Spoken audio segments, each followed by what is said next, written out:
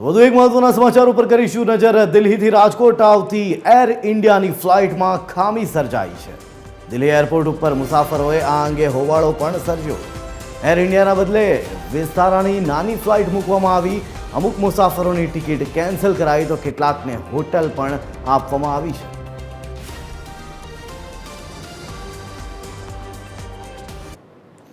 આ મામલે સંવાદદાતા સંજય જોડાઈ રહ્યા છે ફોન લાઈન પર। સંજય, વધુ એક ફ્લાઇટ કે જેમાં ખામી સર્જાઈ, મુસાફરોએ હોબાળો મચાવ્યો, શું છે વધુ વિગતો?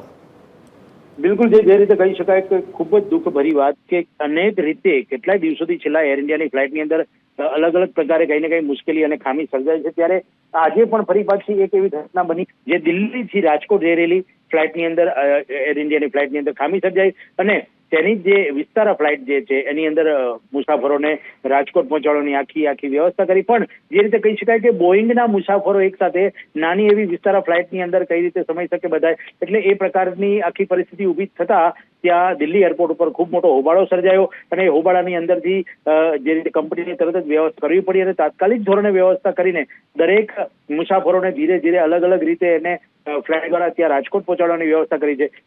એમાં ખાસ એક વાત બતાવી દઉં જય કે આ ફ્લાઇટની અંદર ભારતીય જનતા પાર્ટીના પરસોત્તમ રૂપાલા અને મોહન કુંડારિયા જેવા બંને નેતાઓ, જે પૂર્વ કેન્દ્રીય મંત્રી જે છે એ પણ અત્યારે એમાં ફ્લાઇટમાં સવાર હતા અને એ સાથે હોવાથી પણ ઘણી કહી શકાય કે આ પ્રકારની ખામી સર્જાતા ત્યારે એમને પણ જે રીતે મુશ્કેલી પડી છે। ત્યારે એટલું કહી શકાય કે આવનારા દિવસોમાં એર ઇન્ડિયાએ તમામ પ્રકારની એની ફ્લાઇટની અંદર જે રીતે એના જે રીતે કરવું જોઈએ, ખામી જે સર્જાઈ છે તેના માટે તેને જે એને ઉપાય કરવો જોઈએ તે કરવો જોઈશે। અને નહીં તો કારણ કે અવારનવાર આ પ્રકારની જે મુશ્કેલી સર્જાય છે તેના કારણે મુસાફરોને જે મુશ્કેલી પડી રહી છે તેના માટે એને કંઈક કરવું પડશે।